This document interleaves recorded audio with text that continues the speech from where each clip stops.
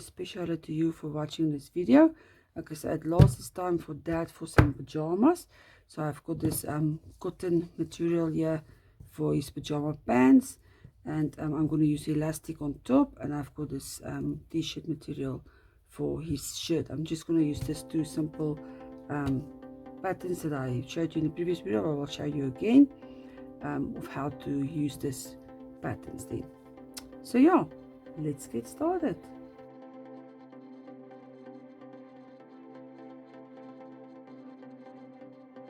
Okay, so the shirt I'm just going to with the koki go all around, and then on the lines I'm gonna work it with my machine. You can hand sew it as well and then cut it out. For the pants, I've already have a seam here underneath, so I'm going to use that for the pants for the seam, and then I'm going to put an elastic band. Some of this masks elastic works nicely because you can just cut it on the ends here. It's flat with plasticky thing, just cut it in a point, and you can put it through a needle with a big eye